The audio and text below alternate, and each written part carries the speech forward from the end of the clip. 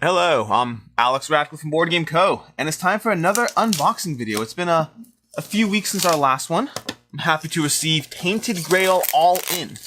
This was the last time, well, this is the potentially only time and last time that I will do one-wave shipping from Awaken Realms. Awaken Realms is an amazing company. I love their stuff. Not without flaws, to be sure, but overall I have mostly good things to say about them. But I wish they basically put a giant sticker on their wave shipping saying, don't do this. You really shouldn't do this. You absolutely should not do this. So, I have my boxes. I have a whole bunch of box stuff to the side. We'll get through all of them one at a time. I will start by saying, before I even get further into this, that I remember being particularly confused about the sundrop in this game, in the sense that I don't really remember. I remember that when I was trying to get some add-ons, I couldn't tell whether I had sundrop or non-sundrop on my pledge. So it is entirely possible that some aspects of this order will have sundrop and some will not. I'm gonna chalk that down to my own fault. This is my first Tainted Grail. This is my first Awaken Realms Kickstarter that I backed. And so, yeah, that's basically going to be my own little note about how that may or may not happen. We'll see, but I blame myself. Don't get me wrong.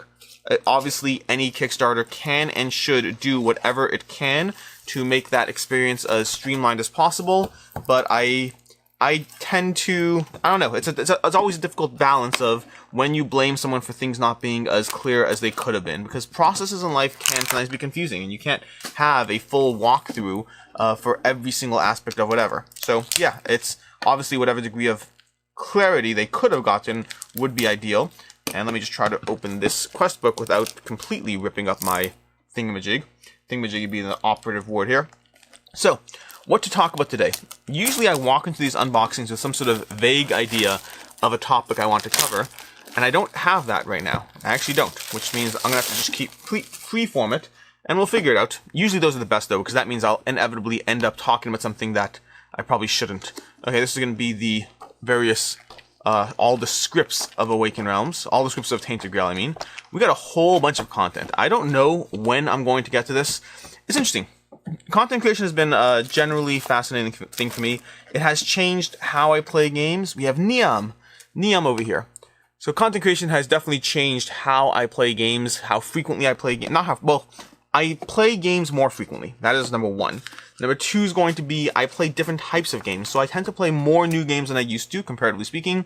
I still play a lot of older games that I don't talk about as much because, well, you want to talk about the newest hotness as much as possible. I don't get me wrong, I am currently going through a series where I review older games that I love. Okay, I did not get Sundrop. We're definitely going to have a mix of stuff here. This is a problem. Okay, not a problem per se. I really thought I got Sundrop. Jeez. I messed up. You done messed up, Aaron. That is a shame. So I'm pretty sure some of the expansions here will be Sundrop. We'll figure it out. I don't know if I really care. I guess I do. It's so fascinating. This actually reinforces my decision to get Sundrop on most of Awaken Realms. I don't know, I'm showing you the exact same manner. This actually reinforces my decision to get Sundrop on Awaken Realms games in general. Because I'm looking at these now and I feel disappointed and let down. And usually I'm sitting here being like, why am I paying for Sundrop on miniatures that I'm not, like, Awaken Realms games, for all how good they are or whatnot, they don't use miniatures as much as some other games do. And again, Awaken Realms or Tainted Grail was my first campaign from them. I just remember when I was getting the monster box of something or other, I messed up exactly what I had gotten, and I was sitting there thinking, oh, well, I think I got Sundrop, but I don't see it says it anywhere, so I'll just go ahead and get these add-ons and whatnot. So this is going to be box one with my non-Sundrop minis. I'll get over my disappointment eventually, or I'll play the game first and see. Although the real question is how I'm going to get rid of stuff that's a mix of Sundrop and not Sundrop.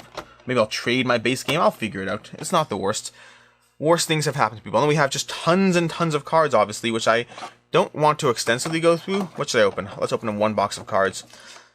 But anyways, yeah, I was talking about content creation and stuff. And so I play games that I used to, and I play less games that I used to of older games, but I am currently going through a review series of my older games, playing, like I think the next one I have coming, probably today I will have a review for, Spirit Island. I don't know for sure, but I currently plan on. So, I mean, the art's pretty nice on these cards. This is the card combat system. I don't know a ton about the game, but I know that the card combat in the game is like laying up and matching symbols. Very puzzly in nature. I could see that working well. I could see it not working well. It ultimately, well, it depends on how it's implemented. I will say that I particularly am enjoying Primal right now because of that card combat. And it's very reminiscent, to myself at least, it's very reminiscent of Marvel Champions, which I have been thoroughly enjoying. I like Marvel Champions quite a bit. Ooh, tokens and cubes and stuff. I'm going to have to bag these, so I'm going to leave these in. We got Awakened Realms dice, which are generally not the best dice, honestly. Awakened Realms has okay dice, not the best, which I think was a lot of the drama around ISS Vanguard and the way the dice were there in terms of people wanted the cool dice they showed in promos, but they're not getting those, and so, I don't know. It is what it is. I say it is what it is a lot. But anyways, so yeah. So, stuff. Spirit Island. So I probably have a review of Spirit Island coming later today. If my schedule stays true. Generally the way it works is I walk into any given week. In terms of content creation, I walk into any given week with an understanding of what my current plans are, and those plans may well change. It happens all the time. They change. Part of that is going to be, so for instance, let's say to this week. This week is a good example. We have my reviews for later today, as of now, are going to be reviewing a puzzle game. I'll actually show you over here. It's within reach. So I'm going to be reviewing this later today. It's called Mondrian Blocks, or Mondrian Blocks. It's a little like puzzle kind of system thing, majiggy, that I got with my daughter and have been really enjoying playing those. I'll go over the review later today. You'll see that, or at least based on my current schedule, you'll be seeing that. But I haven't actually filmed it, and assuming it goes up, we'll figure it out. But that's a little puzzle thing, and I'll be reviewing that with my daughter. And it's an interesting conversation in of itself because it's a puzzle. It's not a game, it's a puzzle. But then ultimately, what is a solo game? What is the line between a puzzle and a game? Okay, so what is this? We got the Book of Echoes of the Past and the Book of Memories. So we got that, which keeps the cards in nicely enough. We got Neom in there. Book of Memories, blah blah blah, more Neom sheets, Neom sheets, Neom sheets. Oh wait, we got Theobald sheets, Duana, all these characters and stuff. Okay, Fuel. Oh, interesting. It's a double. Okay. Yeah, don't really know what this is for because I don't know anything about half this stuff. I know the basic concept of, the game, obviously. I just don't know some of the specific expansions or what they bring to the table. More books of scripts. Someone needs to come up with an app for the game so that you can simply grab the app and just reference. Like, actually, I'll put a link down below if I remember. If I don't, someone comment and I'll see that. But they just someone did an app for Etherfields that basically gives you that option. So you sit there and you can, punch in the number and see what you're looking to see. Now, timestamps down below because I'm about to open the surprise box. So if you don't want to be surprised, this timestamp will say something along the lines of surprise box, skip to next timestamp. So you can do that. And I will open this now. But anyways, puzzles. Going back to puzzles. Puzzles are an interesting one in the sense that what is the line for reviewing a puzzle versus reviewing a game? Meaning, when is a puzzle and when is a game a game? A good example of this is going to be Relics of Rajavihara is a recent experience. So Relics of Rajavihara is a puzzle game that is going to definitely fall into the game category of things. But it's ultimately just a puzzle. So is Mondrian Blocks. Mondrian Blocks is a little puzzle that you can sit down and just try to make the blocks all match up. And it's not a game, but how different is it than a solo experience? And let me take a break from that to read this. Dear backer, we are incredibly excited to present you Tainted Grail, The Fall of Avalon, the first part of an amazing adventure set in the dark land of myths and legends. Blah, blah, blah, blah, blah, blah, blah, blah, blah. We want to highlight one thing. This game would never become a reality without your support. We are not only talking about money, sure. Funding was an important aspect considering the amount of content and unprecedented scope of the production. But you've also provided us with amazing support, feedback, motivation to keep going. Creating the game was at times daunting and required persistence, discipline. Day in, day out, blah, blah, blah, blah, blah. Included are, these are extra bonuses. So Awakened Realms, another thing I like about Awakened Realms is they always include, or should I say, usually always include extras. Things that were just not promised. They're just like, here's extra stuff, enjoy, which I love. It's like a stretch goal after they already took your money. Meaning, in theory, a stretch goal is marketing. Hey, look at this thing we're giving you, now give us more money. In theory, that falls into that category. These are not. These are things that we have your money, and here's some extra stuff, enjoy. So Awakened Realms, again, I like them as a company for a reason. Or for many reasons. Included are the Almanac of Avalon, an impressive 100-page long encyclopedia of Tainted Grail. That's this. That you can use to expand your knowledge of Avalon, its strange places, its dangers, its people. ISS Vanguard art book, an impressive blah blah blah. We hope you enjoy both presents. Make sure to leave your feedback by posting a picture on social media or leaving a review on Board Game Geek, plus a little how to get a hold of us kind of situation. Now, I believe these are both already out to people. Oh, no, got a little punch there. Oh well. I believe these are already out to people in the sense that, I don't think this is new content because this is already in Wave 1, I think. I'm not certain.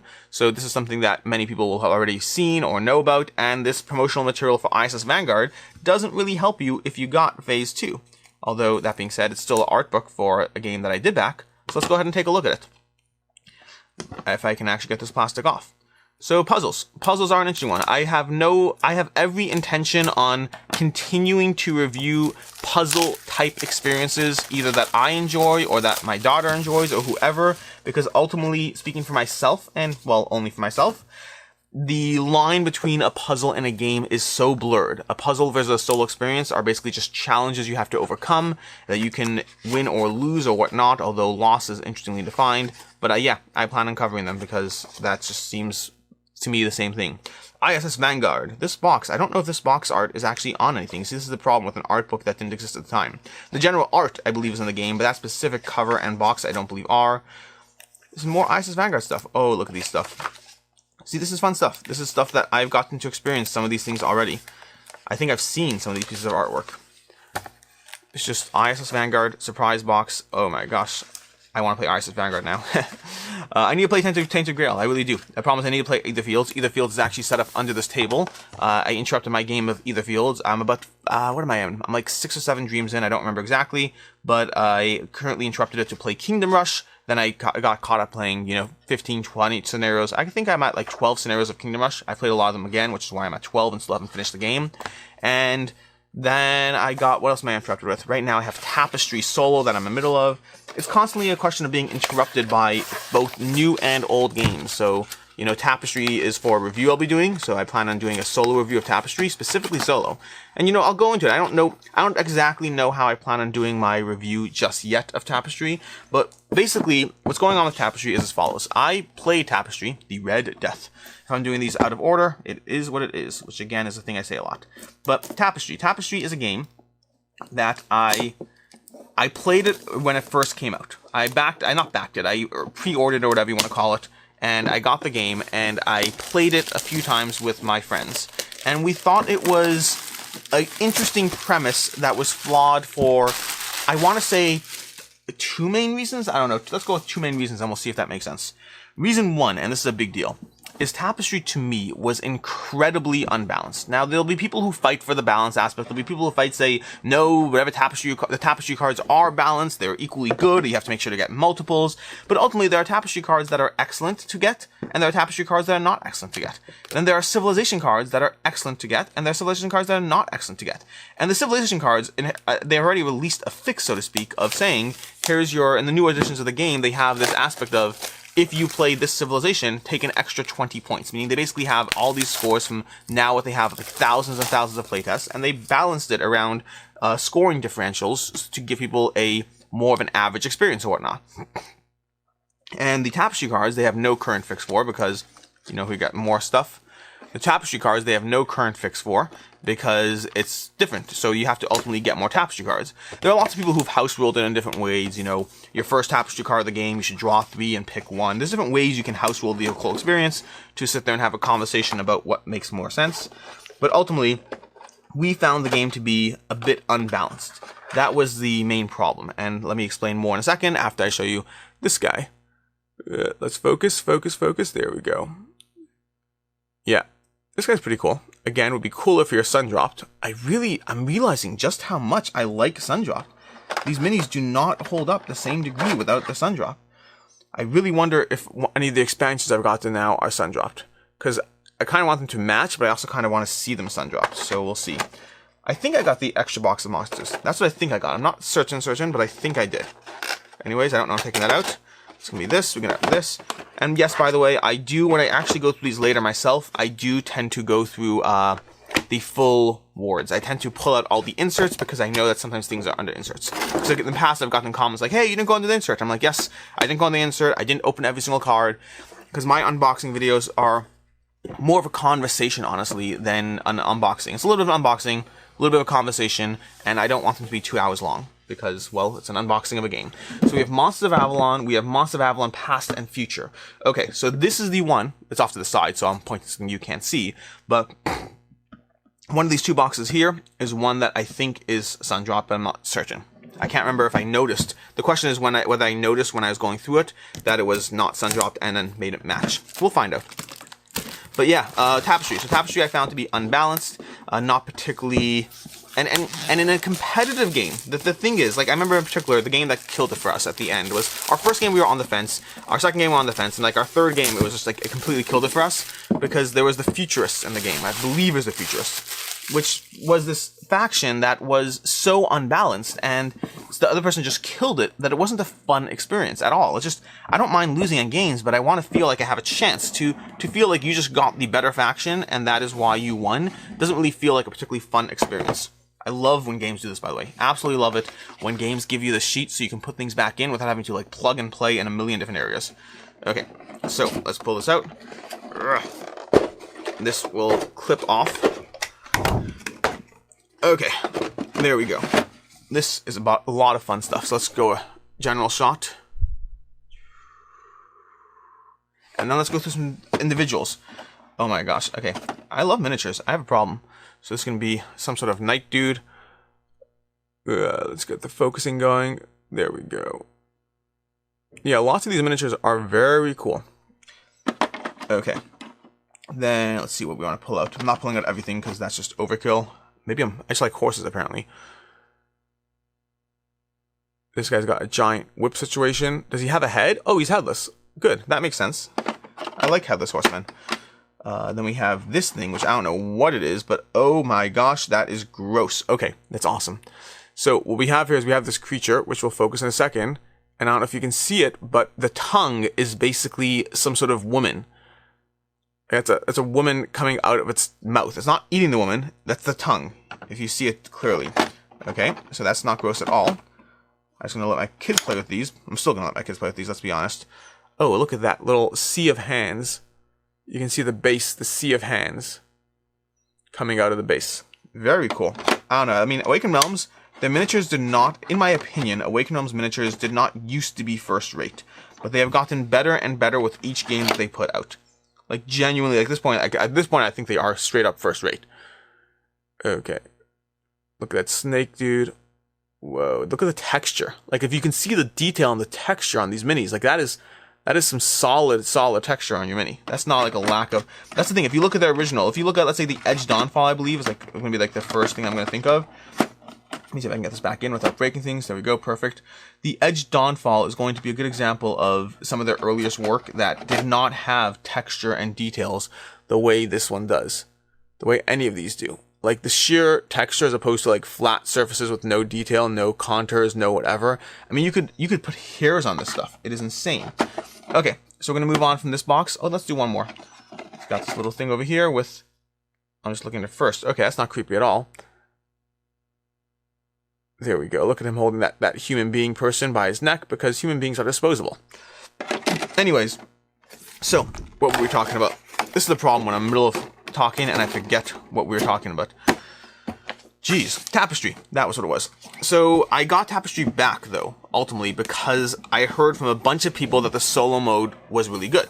And as a fan of Spirit Island and as a fan of Terraforming Mars, I was like, you know what? That actually intrigues me because the solo mode, in theory, should work because my biggest problem with it, my main problem, I had a problem as well with the fact that ultimately Tapestry is Ganshan clever, but in like 2 hours instead of 30 minutes. Tapestry and Ganshan Clever both have that aspect of multiple tracks that you're advancing on, and those tracks all cascade and lead into another, and it's a question of managing not a single track, but how you particularly move up on the different tracks, and it gives you a board game around it that was okay. It was pretty good, but it wasn't amazing. I have a lot of small nitpicks as to why Tapestry didn't work for me, but the main one ultimately came down to the balance. That would be the main one. The balance in a multiplayer game and feeling like you lost not because you played poorly, but because you just got handed bad cards, bad faction, bad whatever. And so I decided to get it back for the solo mode, because when I heard the solo mode was good, I completely believed it. Meaning every one of my critiques about the game, that's not true, my main critique about the game comes down to that balance issue. And in a solo game, I wouldn't care. A solo game to me is about the challenge of just playing out the solo game. It's not about beating my friends. It's not about, you know, feeling like I just sat through a miserable experience because you got handed the better civ. I will do what I need to do with the civ I was handed, and I will either win or lose. Like, to me, it just bothers me less. And I don't know, maybe there's no reason for that, maybe that doesn't make sense, but it makes sense in my head, and so I got it back because of that. I will say I'm only one play in. I don't know exactly when the review's coming. Usually I like to get it. I usually aim, and this is another fun conversation, which I've had this conversation in videos. I usually aim for at least 3 plays before I give a review. Now, some people will say that's not nearly enough, and I'm okay with that. It's enough for me. 1 play I will occasionally but rarely do, and when I do so, I will give a disclaimer. 2 plays I will, again, occasionally but rarely do, but when I do so, I usually give a disclaimer. I can't say I'm as on the ball with it because it's not an issue of like trying to hide it. It's just sometimes I just forget to say in a review, by the way, I only played this twice. So sometimes that will happen as well. Generally, that's going to be more of a thing with negative experiences as opposed to positive ones, meaning basically a positive game, I try to get as many plays in as possible, or at least, again, 3+ generally, but I want to get those plays to the table so that I can properly give some context, versus a game that I didn't like as much. It's going to be harder to get that 3rd play in. Now, it's rare that I straight up don't like games. It's just a question of, do I want to give another 2 hours to a game that was good versus a game that would be great? So now I'm trying to think of, let's say, I'm trying to think of a game that I really, what's a game I reviewed and did not keep? Shadow Network. Shadow Network is going to be a good example. Shadow Network is by Talon Strike Studios. By the way, I did play their most recent game, and I will be covering it more for their Kickstarter. It's called The Night Market, and that one I really am enjoying. And so, let's see over here. We've got more of these book stuff. So yeah, so their game, Shadow Network, was a game that I got a few plays in, and I was like, you know what? It's good. I enjoyed it, but I didn't want to keep it. And I gave through the reasons of why it's not a game for me. It's not a bad game. I think it could very well be a game for other people. More specifically, I'm not going to go through this because this video is starting to hit the longer side. More specifically, what I would say is that I do not have any confidence whatsoever that The Night Market, the game that I played of theirs that I liked and I'm going to be covering, I do not have any confidence that The Night Market is a better game than Shadow Network. I have zero confidence in that. I think they are probably in the same realm as to how good they are. But in terms of gameplay mechanisms of what I personally prefer, I like The Night Market more. So again, not an issue of a bad game, just an issue of what games worked for me versus didn't. And to that end, I drastically preferred, whoops, left something out of this box. I drastically preferred The Night Market. But yeah, basically my point is reviews at playing it a few times. So ultimately, with Tapestry, I would say I'm enjoying my solo play enough that I think getting my 3+ plays in will be easy. And once I do so, I will, and you can knock out a game in an hour too, which is pretty solid. I will be giving it a review. I expect it to be overall favorable, still with nitpicks, but as of right now, based on my 1 solo play and based on my previous like 3 or 4 plays of the game, I can't remember if it's 3 or 4 we played, I think it was 3, but based on my previous plays of the game, I think that I will be giving it a favorable review. Now I will say that, and it's not like, oh my gosh, this game is amazing, you must get it, but it will be, we'll see. Let me get a few more plays in before I give you my review of it. But ultimately, what I don't yet know is I'm probably going to specifically be calling it a solo review, touching upon the fact that I have not enjoyed it in the past, addressing the fact that, not enjoyed it, that I found balance issues in the past, addressing the fact that they have also corrected those balance issues, and then noting that there's an expansion. I'll figure out how I'm doing it, but I'm probably going to separate my solo review and may or may not do an additional review after it. We shall see how that plays out. Okay, now this, before I pull the sheet off, I don't know if this is sundropped or not. It's not sundropped. Okay, good. So at least it's all consistent. Again, I can't remember what I did and didn't do. I think this was the additional box of monsters you could have ordered. I can't remember exactly. It's possible I just walked away from that box once. Oh my gosh, this is insane. Like, look at this stuff. Okay, this is gigantic. I mean, gigantic's relative. Once you have the Joan of Arc dragon, nothing is truly gigantic. Cool. I like it. Let's see what else we have. And then we have this over here, which is going to be another kind of multiple head situation, or yep, 3 heads. Cut off 1 and you'll have a broken miniature. That's the way it works. You don't really get 3 more heads when you cut off a miniature head. You just get broken miniatures. Let's see what's under here, because it looks like there's something under here. Ooh, fun. Okay, we got more of this stuff. This stuff seems to have partially come out. Let's go ahead and take this guy out. I'm attracted to all the tail things. This is like a weird swamp crocodile. Okay, there we go. Right in the back of the swamp crocodile. I'm really sad I did not get the sundrop. I'm really like... I mean, you've watched my videos, maybe you've watched my videos. I always advocate for the sundrop. It'll hold its value because you have people like me who buy the game not sundropped, see other people's sundropped copies, and then go, wow, I wish I had it sundropped. What did I do? What was I thinking? That happens a surprising amount of the time, and I guess, keep in mind, when I backed this game, I was the furthest thing from an expert on Awakened Realms back then. I mean, I'm not an expert now either, don't get me wrong, but I definitely know a lot more now than I used to. By those are people attached to spikes, if you can't see. Attached to the spikes with the giant executioner kind of thing hoarding over him, ready to kill them. Weird stuff here. This is like it really is a dark version of Avalon or whatnot. We have this butcher person with a giant knife situation, and then whatever kind of wooden tree shield thing they got there. And that's basically going to be this. We got some more miniatures in here, obviously. Whatever you can see there. And I didn't go through every single miniature. Again, like I said, my unboxings are more of a conversation. That's what their point is. That's why I do them. I'm always interested in talking, which is, you know, a problem at times, or could be a problem at times.